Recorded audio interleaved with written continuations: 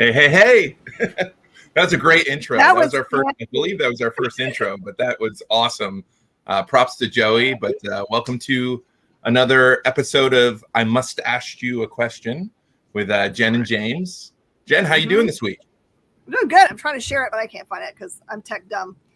This week's been awesome, man. Yesterday, the store felt like a Saturday for the amount of people that were in it and happily buying. So I don't know if the government just gave everybody a bunch of money or not, but I enjoyed it. So what was selling? Was it a big week? For weirdly, we've had some printer issues.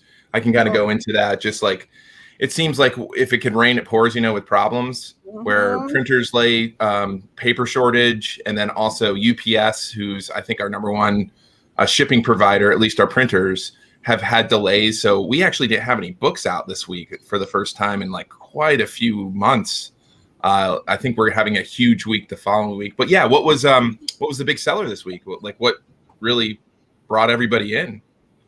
It was across the board, different things. Because we, on top of having comic books and trades, we have a bunch of like things that are related, like plushed animals and toys and air fresheners that have nerddoms on them, those kinds of things. It was just a little bit of everything. But what I've been seeing as a trend, and I think it's the industry wide, is for trade paperbacks. And we've taken that into account in the way we've laid out the store now. We've got a whole bunch of like just giant piles of what we call essential reading. So people don't have to think about it. Is this going to be a good book? We're just like, all this stuff. You need all this. They get real happy about not having to, think about it too hard. It's like, we recommend all of these. I think that's one of the biggest things with comic shops where they have the advantage of, say Amazon, right? Like instead of the fear is that someone just buys it on Amazon instead of does it at the comic shop. I've learned so much from the comic shops I've gone to, as a comic fan about things that I don't think I would have stumbled across. Like you said, recommended reading and whatnot, trade paperbacks. And I think that's so powerful. And then a lot of comic shops, I don't think they truly realize or maximize their influence on their customers, or whether the customer is a regular customer or a new customer. It's such a huge influence, in my opinion. So what was like the number one seller yesterday? If you had to generalize, I know it might be a little bit of everything, but it's interesting. Right now, what I call YA reading, graphic novels, are huge. I would say I sold more copies yesterday of, I think it's called Wings of Fire. It's a series that is from Scholastic, I think, that is either right now on a streaming service or is about to be, and kids are obsessed with it. It's about dragons. Really? That's awesome. Is this like the first volume, or was it like a new volume that came out, or just because it's close to coming out that people are just wanting to know? There's like 4 volumes of it. This is what I figured out about especially titles that kids have started to like really support. Things like Dogman and Raina Telgemeier's books. Smile, Ghosts. Yep. It doesn't matter how many copies I have had on the shelf, and you feel like every kid's probably got a copy of it. I still need more. Like if I had the kind of like turn rate that I should be paying attention to better, I could probably replenish at least 6 copies of everything a week for the amount that gets sold. But it's hard to keep up with the supply and demand problem that's going on right now. That's a great problem to have. My daughter loves those graphic novels. Raina Telgemeier, I think she took over the Babysitter Club series too, where she started doing you didn't know that? Yeah. Like, no. My daughter has 2 of them, and that was like, 2 years ago. You might want to look into that, but she just, that's her favorite author. What was the other one that were really the Dressmaker, something with the Dressmaker? Do you know what I'm talking about? Yep. That one. Hobby Awards, I think. Yeah, that one it's as a dad, I'm sure you can, as a parent too, or you've probably experienced this with your kids at a time too, where so the artist of the mall, Raphael, and his I think fiance now, but it was his girlfriend, they stayed with us right when the book came out back in July of 2018. He had never been to the US. They're both Brazilian. And we did like this tour in Florida. We went to a couple conventions and whatnot, and we became friends just doing interviews and just really interviews and working together.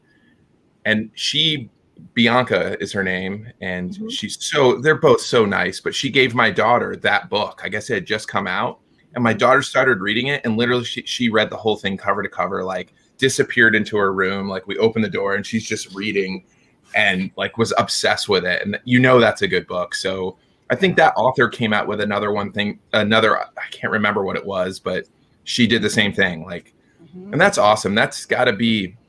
And that was part of our Scoot line where I wanted to get in. We just got in Unicorn and Senge and Tembo, which is our first graphic novels in our YA like imprint.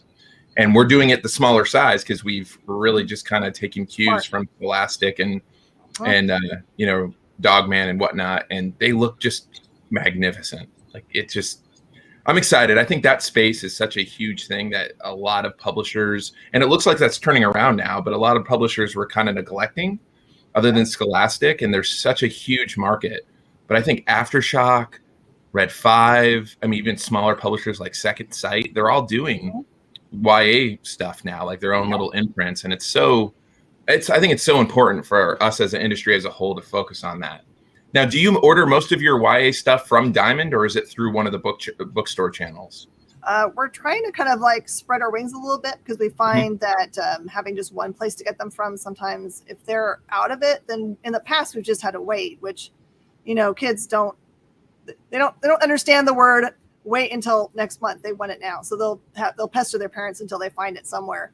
So we've started to look at different ways, like Penguin Random House. I have an account with a Scholastic, and it's a matter of time to sit down and do the orders. Honestly, I'm starting to train somebody else to go through those titles and make sure that those are all full, because that's part of the struggle as a comic book store that I've seen, is that you can know in your head what you need to have on the shelf to sell, but like I was telling you, the turn rates are just so hard to try to keep up with, because even if I go on and buy another copy right as it's getting rung up on the register, sometimes it's 2 weeks away.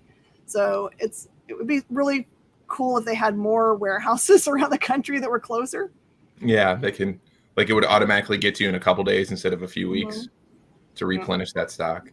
Yeah, that's got to be like, that's definitely not a science. I'm sure it's an art form, determining what to keep in stock, especially with a perennial item like a trade paperback. Like, how many do you keep? Like, how fast? Yeah, that's got to be a difficult task, really, as a comic shop, to kind of determine what to keep in stock at all times and what not to. It's much easier with periodicals, right? Because you get them in every week and you have to cycle them, and it's almost like too much. But as far as trades go, that's got to be a difficult, just trying to figure out that gauge. There's been so many weeks when, like yesterday, someone came in and said, I'm just starting to read comic books. I like Batman. I have had one, and they mentioned one trade that they had. They had the Killing Joke. I said, all right, well, you need Hush and Long Halloween next, because they were just at that college age, right? In college. Yeah. And I went over there and I had none. It was like, okay, I had 6 just now, none left. So that's the difficulty, is like, those things you can't, like, I think at that point I should have just turned in my nerd card, because I failed. Totally failed.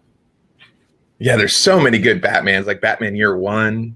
That's another one that's just fantastic. That's the one she actually came in looking for. That was the word she said, and I was like, oh no. See, I think the trade paperback, we talked a little bit about it last week.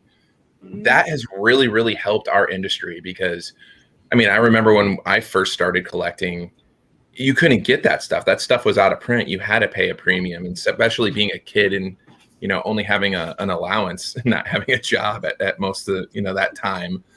I couldn't get that first appearance of Venom, so to speak, because it was too much money. And now, like, with the graphic novel and the constant, like, making this amazing material available, it's like opened just to so many different eyes. Like the Long Halloween, right? Before, we would have to get individual issues, and obviously it would be a lot more expensive than buying that trade graphic novel. And there's been so many different versions of it, right? You have the trade, you have the hardcover, and then you have the oversized, the absolute. I think I even have that here. Yeah, I got the the absolute. There you go. I like this. Such a good story. think they made a noir version of it too, where it was all black and white. Oh, did they? That's so cool. So, I got this one thing from Sandman. It's the annotated edition. Have you seen that one? It looks like this old leather volume, and it has notes and stuff in it. Neil Gaiman's notes. And just from a writer's standpoint, you read kind of how he kind of developed the series. It's like so cool, man. I really do love our industry. I think that's one goal as a publisher, like those oversized volumes. Like I would love to see Solar Flare and my own titles and Maul in that oversized versions. We're getting there. We're not quite there, but we're getting there. Just trying to find, I mean, a lot of these things are hard to find printers who do those oversized volumes. In America, probably impossible. Yeah. I know our printer that we use are about to buy. It's been pretty incredible. What a lot of people don't know, I mean, maybe they do just by, if they know of Scout, we have grown like exponentially in the past like year and a half during the pandemic. And one of the big reasons, if you listen to interviews that I've done, is our printer, Comic Impressions, which is only like a few miles down the road. But with the Lunar distribution deal that we have literally doubled our business like overnight. Doubled our print runs, like everything. So they too have doubled their business. And to work with them and such in sync with the printer is just unbelievable. And they're getting new presses because they've really gone like, you know, full in on comic book printing, because they did like voting ballots, and they did brochures for like big, like get rich quick companies, like, you know, one of those things where it's like, hey, do you want to sell from Amazon on your house? And they have brochures, and you would pay X amount of dollars to learn how to sell from your house. They dealt with a lot of those businesses, and they would create brochures and textbooks for them.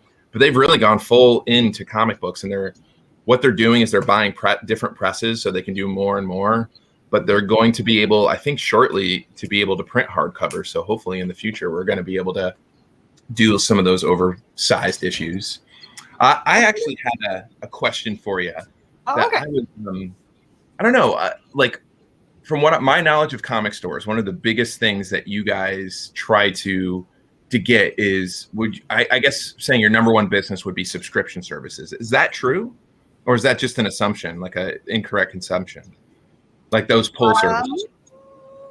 So things changed 3 years ago when we started doing live selling. So there is a different kind of like balance in our numbers now between what we consider subscription, what we consider live, and what we consider rack sales. That's kind of or what we've bought to list to things like eBay. So I don't know if it's necessarily true, but subscription helps us a lot to be able to kind of gauge what we need to buy for those other segments. So if I see a book that's at number 2 and we have one person subscribed to it, that usually tells me I just need to buy one more for the rack. It just doesn't, it hasn't found its audience. But if I have, it's weird math. This is going to make you weird out. But if I have 2 people subscribing to it, then it becomes an exponential thing. So really? I buy as many for the rack and live as I do for subscriptions. So that becomes 4. Because what I've seen is that those numbers actually make sense in what I see on the sell-through rates.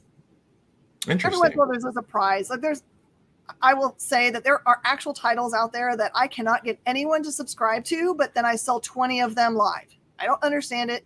I tell them every week, please help me. Yeah. So I know they just don't want to, for some reason, put that down on their pull box. Yeah, like it's such an interest, like being part of a lot of those groups, like on the publishing side. I'm in a lot of those retailer groups, like on Facebook and other channels, where you listen to the retailers, and you know, from a publishing standpoint, we try to learn, and because the retailers are our customer, you know, of course, direct to consumer is as well, but our main goal is to try to help our retailer partners. And I just see so many things when they do. You know, there's a lot of influential stores out there like yourselves that will like share their ordering techniques on these forums. And a lot of them just like pull only, meaning pull service, subscription service only. Whoa. How do you ever grow?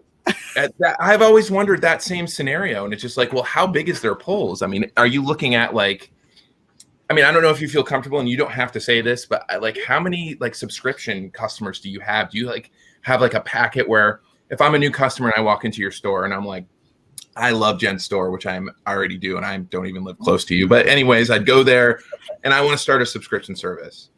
Like, do you have like a packet that you give? Do you take a credit card? Because it seems like a type of a like you've seen the stories. I'm sure you've been through the stories where you have people who do a subscription and then they just never show up, and then you have stacks and stacks of books that you've fronted the money for and will never get that money, or it has to go, through your regular store, and hopefully you can sell through that stuff. Sure. How does your store work in that particular scenario? So we've been trying to spearhead a change in the last 2 or 3 years, because I don't know how the industry has sustained itself for this long with that kind of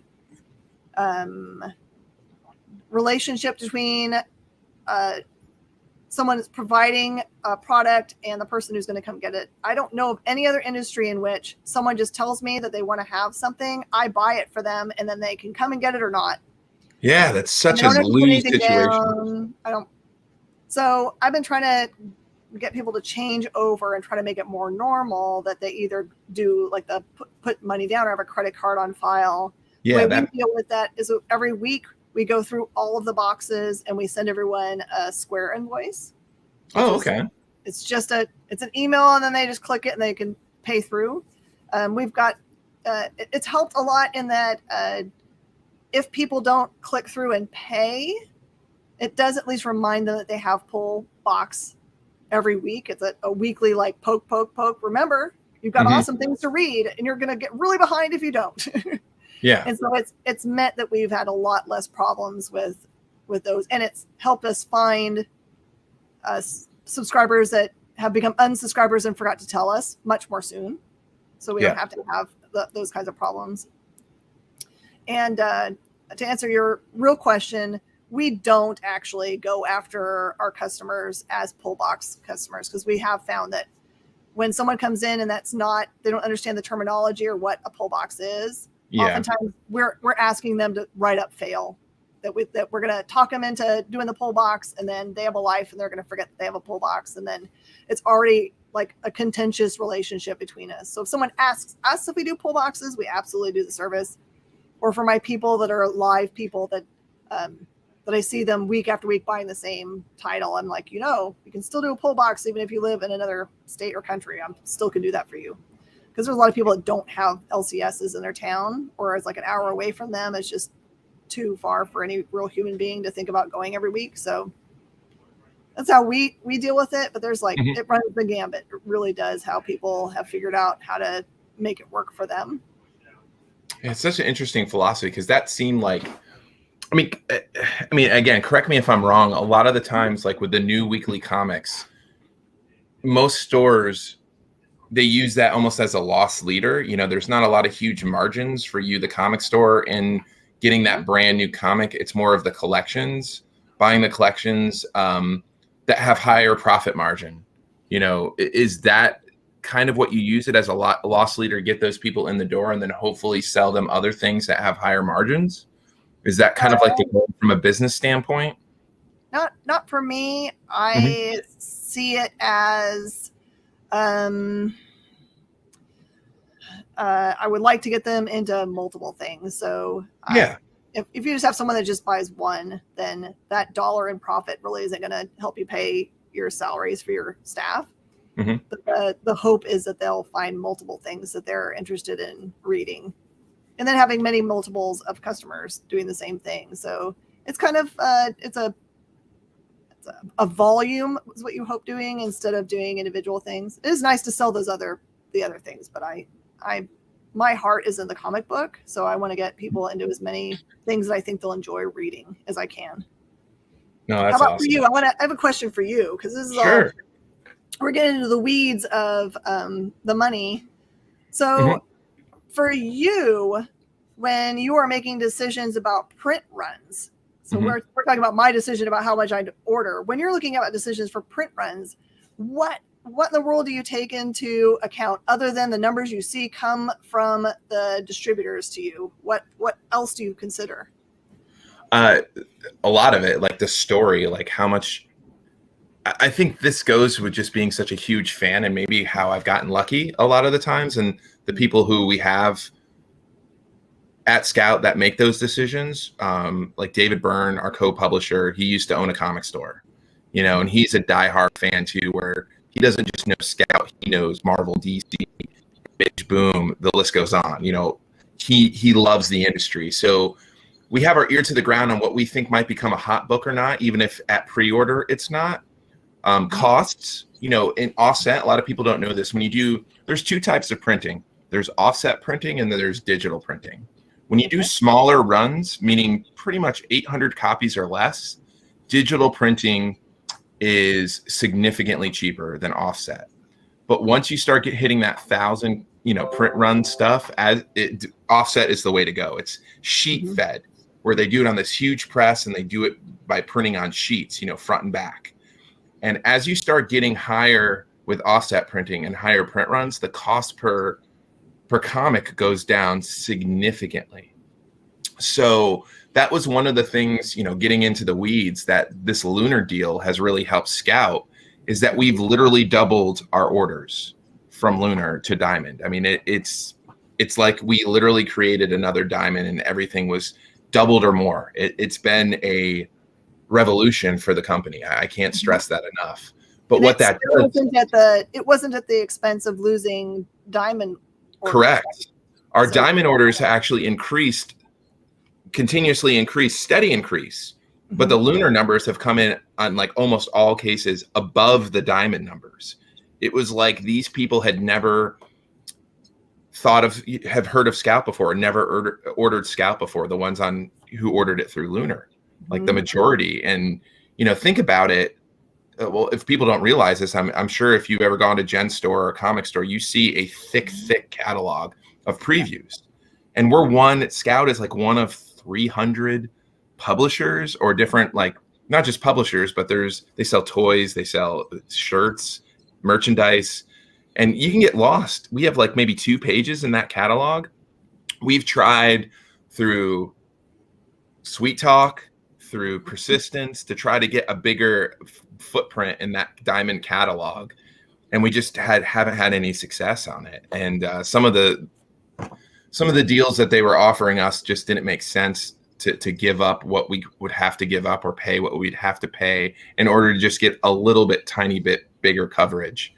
But by doing this, with Lunar, it's like now it's 3. I believe Ahoy is now on Lunar as well. But it was just DC and Scout. That's it. So we're one of 2. And we're next to some pretty swell company in DC. Yeah. So by doing that, and it literally more than doubled our business, and it's just unbelievable. But what that has done is that has cost our cost per issue has gone down overall, because we're printing more. So part of the reasons why I was just telling you how I was building bookshelves or big industrial racks at the new place, we're ordering more books now so we can sell at other channels, meaning through our direct to retail channel, through conventions, because they're start opening up. We have those title boxes, which is my marketing idea, where we can sell as sets, because people just love buying those complete stories. You said it at the beginning with the newer readers, the kids, they don't like to wait. They either like the beginning of the story, or they want the whole thing. And I love comic books, and for people, meaning individual comic books, I love all comic books, but I'm still old school where I get the single issues, right? I love it. And this title box idea that we have, which is this cool design box that kind of sells itself, and we add limited ability to it. It's a complete set of single issues. So now the reader can make that decision. So sorry, I went off on a tangent there, but we're figuring that in now going forward too, saying, hey, we're going to over order so we can make at least, 300 to 400 of these title boxes going forward on all of our books, so we can sell them at conventions and sell them online and give the book, a second life, so to speak. So after, it completes the series, we can come out and say, hey, just in case you missed it, we have this complete sets. There'll be rare variants inside. Like I just got these. I'll show you. It's kind of cool. So this just came from the mall title box. And what we're doing to add the mystery elements, check that out. Oh my God. Foil of issue 1. So we only printed 50 of these. So inside of the 150, I think we did 200 of the mall 1 through 6. The 25 of those will have that hollow foil in there just randomly. That will be the number one that you get. So it gives you that like mystery element, you know, that chase element to it as well. So we're trying to make things fun. But yeah, it's really tough. It's a lot of guess game. We're going to guess higher on issue ones because they're a lot easier to sell. Kind of like I said, it's the start of the story. Collectors like it. And we're pretty consistent with the remaining issues. But the big problem was storage space. But now with the new location, that might not be an issue, but just trying to get logistics, as I'm sure you're dealing with the same thing logistic wise, like where do I store this stuff? But when I was moving just now, we had 2 pallets full of Unicorn, the trade paperback, like 2 pallets. Yeah. I mean, exactly. Right now we're looking at, it's like, oh my gosh. And then we got a pallet full of Canopus trade paperback. We got 2 pallets coming in for White Ash trade paperback, another pallet of Solar Flare trade paperback. Like this is all en route to us in the next 2 weeks. But the whole goal from our point of view is like to send them to our channels, right? We can send them a Diamond. So shops like you can grab them. We can send it to Lunar, same concept, Simon and Schuster. So we are really just and I think it's gonna, I was telling my, the HQ, the warehouse manager, he's like one of my best friends, Trevor, was like, we're going to be sending a lot more pallet shipments than we've ever done before going forward, especially with our new distribution deal. Because we're going to be like loading them up. Like one thing that we just did, it's kind of cool. I wish I had a video of it. It's at the other location. But Kathy, our HQ manager, is literally bagging 400 Stabity bunnies, the plush bunnies. Like bagging them and sealing them, barcoding them, because we're sending those to Lunar, because we did a Lunar, and that was the purchase order for 400. So 400 comic book shops across the world just ordered that Stabity bunny plush at wholesale, and it'll be available soon. So we have to get a pallet ready for those. And now I guess Lunar just moved into a new warehouse. So yeah, there it is. She loaded it up. So cool, man. I'm so proud of that. We didn't plan this out beforehand. I just have Stabity Bunny always next to me. It's such a great series. And Richard, he's, I mean, you know, are you aware that Richard, I'm pretty sure you are. Richard is like the publisher of Scoot. Mm-hmm. Yeah. And he's the Stabity Bunny creator for all of you guys who don't know. But he is just such a wonderful man. And like him being in that position and his relationship with most of those creators and his ideas, like that Scoot Frontiers magazine that we have coming out in August, which is like our version of highlights, where you have comic strips, you have games, you have coloring pages. I mean, he has really embraced that role of helping be the shepherd of like getting new readers. And we have this thing coming out that's really cool, Jen. It's called Launch. Mm-hmm. And the concept is he took some of these really cool Scoot titles, and he's been working with the creators to get, I'm talking early readers, where you have like a, you know, like a regular style, like almost a square bound book. Like a board book? Yeah, it's not a board book, but it's mm-hmm. plastic. Eventually we might go to the board books, but we just can't find the printer yet, to be honest with you, to do the board books. I don't know if people realize, but the board books is actually one very long piece that is all tied together, and they make it like an accordion. I never knew that until we dissected the board book and realized what it was. So it's very interesting on how they print that. And not a lot of printers do that. Most board books are done overseas, is what we found out. But this Launch thing is like early readers, like early readers, where they have like phase 1, 2, and 3. So we're doing that with titles like Sabretooth Dan. We have this thing called Bandit, where like Richard's envisioning taking like a child who doesn't know how to read and actually teaching them to read. And eventually like you have 3 phases, and the third phase is in the word balloon comic book phase. Yeah. And the amount of effort that he's put into it, like launching the launch idea is it's launching their reading and their love for comics. And I mean, it's such cool. I couldn't be more proud of something like that. That's coming out in November. I don't think it's going to do super huge in the direct market. I mean, sales wise, to be honest, because it's such an interesting and new concept. But on the bookstore channel, like through Simon & Schuster, I think it's going to be huge, because they're used to that with like Scholastic and young readers. But that's the kind of stuff that like I just love to be a part of, to give someone like Richard the ability to be creative and just to support it. I think that's one thing that we do really well here, is just to, shepherd those ideas. You should. But yeah, that was really getting into the weeds. I know I went off on a tangent on your original question of how we determine print runs, but I'd rather overestimate than under. Mm-hmm. And you can tell that we underestimate on some when we go to second printing and third printing and whatnot.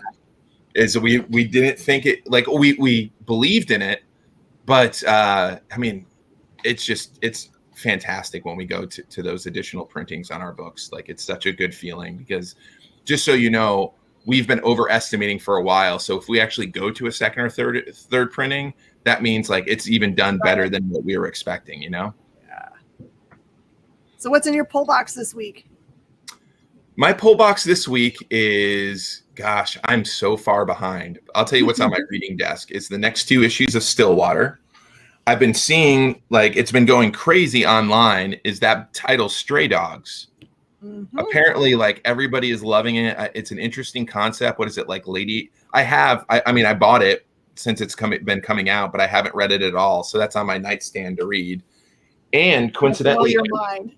Is it great? Like, yeah, I mean, it looks like Disney.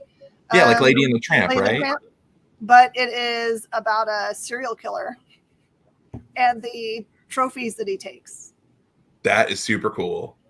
I can't wait. Like, I just kept on hearing amazing things. I'm a big fan of Department of Truth. I mean, congratulations to James. Is it Tynion or Tinian? I always pronounce that wrong. Tinian. I've been told I'm wrong, but I don't know. I mean, he's the prolific writer of this age, right? With something that's killing the children, like Department of Truth. I enjoyed Wind, his book by Boom. I mean, it's crazy, all the different things. I haven't read that new one. Was it Something's Nice by the Lake or something like that? What is that called? Nice House by the Lake. Nice House by the Lake. Yes. I'm actually really excited.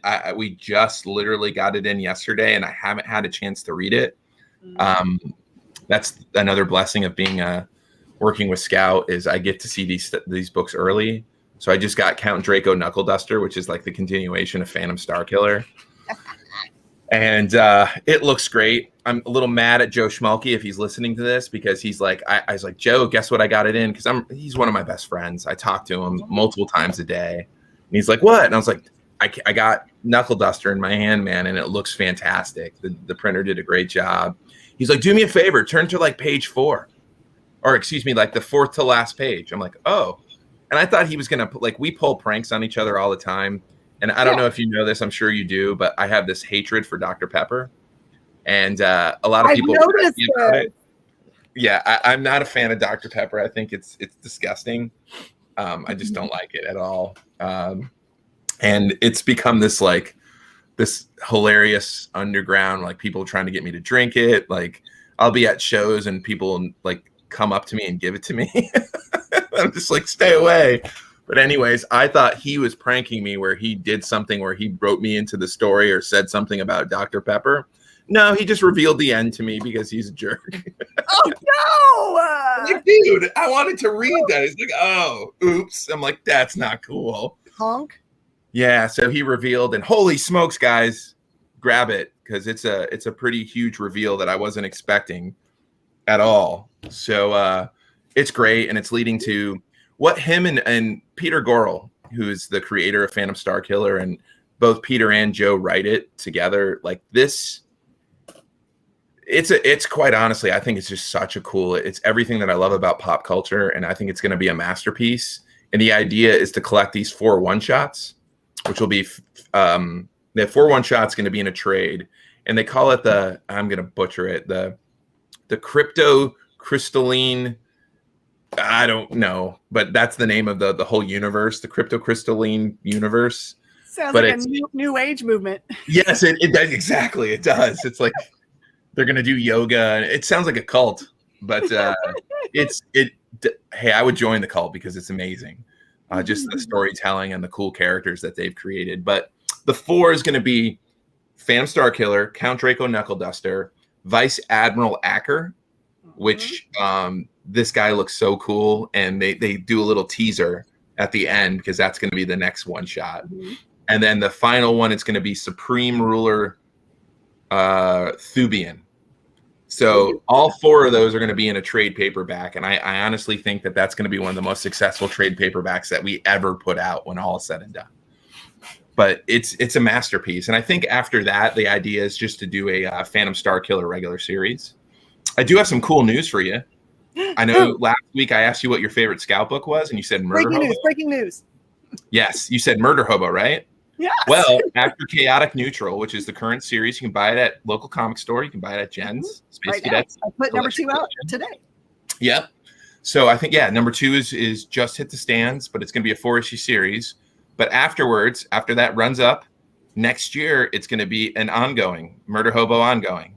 Yeah. We're going to restart and just keep going with the Murder Hobo. And man, the crazy, crazy things that they have in store are just unbelievable. And I don't know if people know this, but they added Ryan G. Brown as the regular series artist, who's absolutely incredible. I mean, Jason Lynch is still doing character design and helping write, and it's like this 3-man army. Mm-hmm. And they are just, I mean, it's genius. It's not for everybody. It's definitely not for kids, but who did that? Who did the retailer cover, the black and white, where I had to describe it? There was way too many hairy balls on it for me to show. Oh my gosh. That was, I believe that was Ryan. No, it was either Ryan or Jason who does that. The only person who does, Schmolke's an amazing artist, and he'll do our web store variants of the Murder Hobo. That's about it. And they're all connecting. Yep. So everything that he's done, they connect, and there's many different Murder Hobos. There's not just one. And so his are really cool. And then the ones that we've done for CBSN, all the issue number 1s, those are like basically character profiles of each of the 4 main Murder Hobos. So you can get those at any CBSN. Again, Jen has all those. They're very, very cool. And those are done by Jason Lynch, the series artist. Okay, so that's Jason. But yeah, so that's Jason. I'm pretty sure that other one, I'm going to take a look while we're on. That black and white one, right? The coloring book color, is that the one that you're referring to? It's like, who's going to color that and not like have their cheeks all red? I have no idea. I know. The coloring book cover, that kind of came from both Joe and Richard.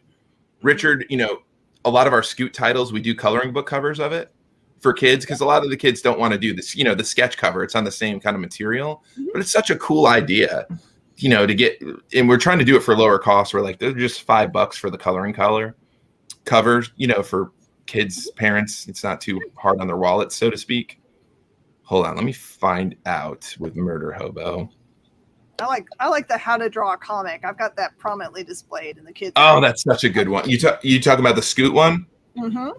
Yeah, that was Ryan Brown who did that one. He's the cover artist of that Chaotic Neutral too. Yeah, it's it's something else. It's absolutely wild. So, are you going to? This is totally switching gears. Do you know if you're going to go to New York Comic Con this year? If the world doesn't shut down? I'm waiting to see if they accept my professional application. Really? Mm-hmm. Wow. Well, they should. If you need a pass, you know somebody who has lots of them, just so you know. Well, but you'll have to use me for labor then, because I don't take passes without actually earning them. Okay. If you want to, we're getting an island this year, Jen. 4 tables. We're going huge. The announcements that we have planned. I really hope it doesn't shut down. I mean, I obviously if it shuts down, there's a reason for it shutting down, but like, I'll be so heartbroken. Yeah, I would be too. And I know a lot of it would be just pushed forward, but I'll tell you, like the stuff that we have, like announcing wise, and New York Comic Con's a really big deal for Scout. Just because I think that's where we started.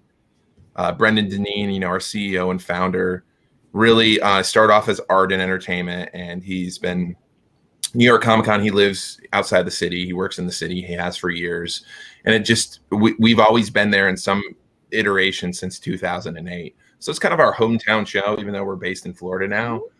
And it just we're gonna always do big announcements there. I think just forever. I know a lot of comic companies wait for San Diego. That's a big one in New York, but that's going to be ours. And the announcements that, knock on wood, can happen there are just going to be unbelievable. unbelievable. And everybody, if you are listening to this, you might want to pick up some scouts. Yeah, I can't say it. Never mind. Yeah, you almost did it. I'm so proud of you. Yeah, I almost did it, and then I would feel bad if I did it. Bubba Dabba. Looks like Joey got denied with Joey. His, you got yeah. Network with 1 million downloads. They're being picky this year. It looks like. That's wild, unbelievable. I know Kyle got denied too. Who else got denied? Kyle. He's our executive producer over on The Experience. Yeah, at CBS. Wow. Are you guys trying a CBS and try to have a presence there? Just to go and get content. Yeah. We're probably not ready for a booth. Well, honestly, a booth just kind of like ties us down. We want to be able to roam. Yeah, I'll tell you what. I don't get claustrophobic, but on Saturdays, I mean, just going to the restroom, right? From our booth to the restroom is like, it's not easy. It's like shoulder to shoulder. It's wild. The one year that I went, which was the last year, I think. Well, yeah, I remember when you. Yeah, I found they had a room that they had set aside for people that were on Spectrum that found themselves overwhelmed and just you weren't allowed to do interviews there or anything like that, even though people went in there and used it for that, which I was kind of like, listen, there is a sign outside the door that says don't do this. But I actually, who am not on the Spectrum, went in and enjoyed the Spectrum zone because I was also very overwhelmed. And I go to San Diego Comic-Con every year. I'm 20 years into San Diego Comic-Con, and that's a full place. But New York is different. Yeah, it's a different feeling. It's wild. And I'll tell you, I'm still having anxiety about, because we have to how do you get our stuff there? Like logistically it is not easy. And we have a transit. That was one of the big purchases we made last year as a company is we bought a Ford Transit to transport stuff. And so we're actually getting it wrapped tomorrow. I'll take pictures of it and post it online. It's super cool. Can I sponsor this much of it? Sure. We'll put a logo on there. Yeah, send me some stuff. Like, we'll put it on there. Like Richard has a Transit too. Actually, has a Ram, a Dodge Ram. Their version of the Dodge version of the Transit. But driving in New York City, and we've done it before. Like Richard was nice enough to do it to bring up some of the stuff from Florida the last time, 2019, and man, just pulling up right up to the Javits to unload and load is such a stressful, like, yeah. And when we were loading up last year, it started raining. So imagine that. That was just, I think that's the rule. I think when you load out at a con, it always has to rain. It has to. What happens to me all the time. So you did the San Diego Comic-Con at home. What was that like? I just did a panel. Red 5, Joshua Starnes, one of the nicest guys in the industry. He's done it now 2 years in a row where he's gotten just like the state of independent comics. So on this panel, it was myself, Aftershock, Scout, Aftershock, Source Point, and Red 5. And we just kind of did a just brief overview of how we survived the pandemic, what we've done, some of the books that we have going forward. It was really fun. We recorded it probably about a month and a half ago. And it just to moderate, but I couldn't shake free when you guys were doing the recording. Do you remember we were sending all those emails back and forth? Yeah. 30 seconds that we all had at the same time. And it was, I didn't get to view it all because I kind of came in late, little insider information. I have another job too. And I had some clients come in for my financial service business and it was running late. So I was like 35 minutes late. And I thought it was the very last one. The only one I got to see is Josh's at Red 5. And, but it was great. I mean, I really think the independent comic companies, like I love Marvel and DC. I really do. Cause I'm just a comic fan, but it's not, I honestly don't think the content is what it used to be. It's not. And I'm not saying that to be mean. I'm just saying that because it's how I feel. And I think there's a huge disconnect, and it very well could be because they're big corporate now. With Disney and AT&T and whatever. But the independent comic companies, if those of you listening, if you haven't, like the Booms, the Aftershocks, the Red 5s, I mean, I can keep going, like the Scouts, the Source Points, the quality of content and how they listen to the fans is just, it's unbelievable. I really think, especially if you go to your local comic store and you ask someone like Jen, like, like what should I be reading? I really think the majority of them is going to be, at least if it's newer, I think it's going to be independent comics. You know, if it's older, you know, it's going to be those perennial stories like Batman Long Halloween, you know, certain things that are amazing that maybe they never read. But I just think that we're getting it, at least currently. And I hope that changes. I mean, we'll see. But I haven't, I don't know. It's that's another question. We'll wait until last week or next week. But I'm going to ask you we're going to go on a deep dive on variant covers. All right. I want to go really into it because I get it from a creator standpoint. I get it from a publisher standpoint. I get it from a store standpoint, but I think it's terrible for the industry. Yep, I said it. I don't think it's good. There's a lot of people that agree. But I love it, but I hate it. So I really want to get your opinion on that. And the other thing I want to go into, because I know we're running out of time here, I want to talk, and it's, I mean, maybe we can even do it at the following episode, but I want to do a deep dive in returnability. So one of the reasons why I do that, I think, just to preference everybody about it, I think it's a failed proposition. It's a failed business. It's like you're planning to fail because that means you didn't sell it and we didn't do a good job as a publisher to help you sell it. But one of the things that I think the shops completely neglect to do is when you return it, right? Where I've seen shops are like, they won't order anything unless it's returnable.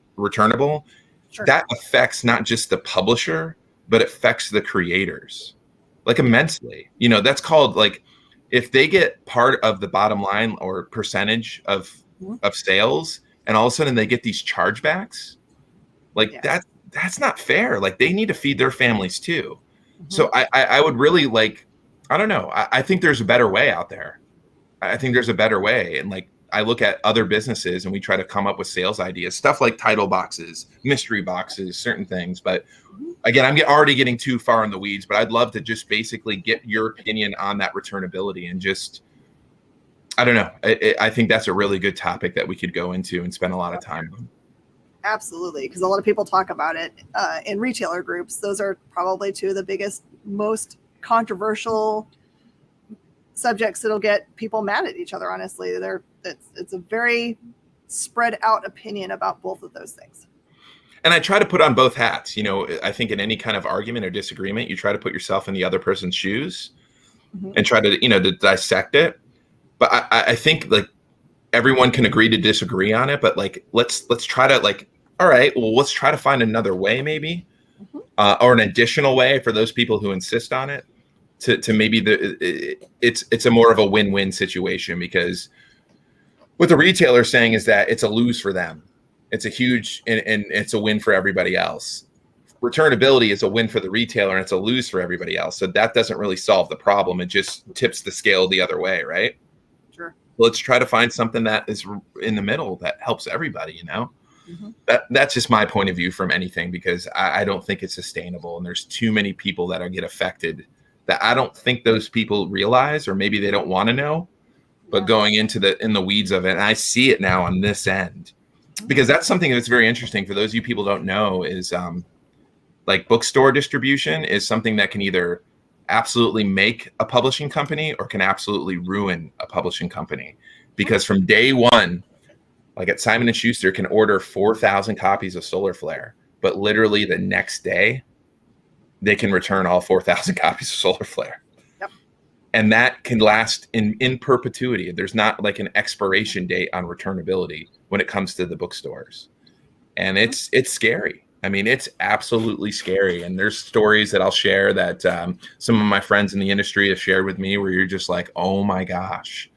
And you just hope you're not in that position. You want to try other, have other ways of combating that, like having other revenue channels where if you get them back, you can spread them other ways. But it's part of a growth of a company, but it's very scary too. But again, so many facets about what makes up what goes on behind the scenes for both of us that we'll probably never run out of topics, honestly.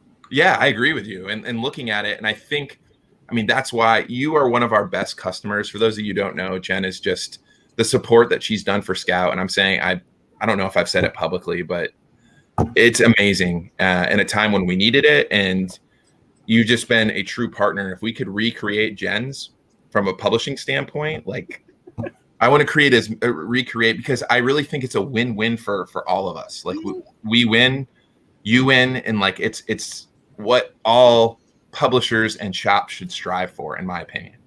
Yep. But if we can get together again, ask me and I'll tell you how to be a Jen. It doesn't really cost a lot of money. It just takes a little effort. Yeah. And most of the people have already made that effort, right? Because they're in the business in general. So it's probably just like a small shift or little philosophies that they can do to be a Jen. Mm-hmm. We should get stickers and shirts made. Be a Jen. Actually, that's a damn good idea. Be a Jen. Be a Jen. There's a bike land.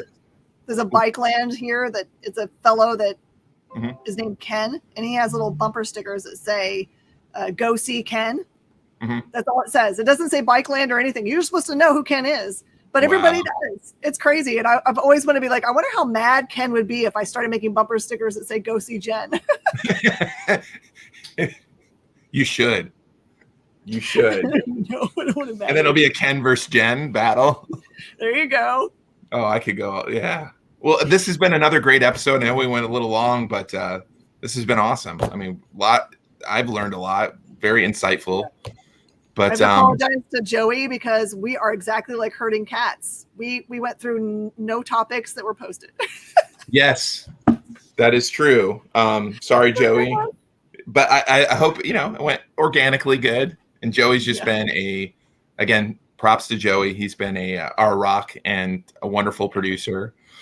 And until next week, I guess, thank you. And feel free to email either one of us, store@scoutcomics.com, or Ming, MING, 4 King @gmail. No, Yahoo.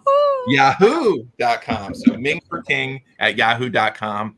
Any questions or any topics you'd like to hear us discuss, just shoot them our way. And again, until next week, this has been I Must Ask You a Question with Jen and James.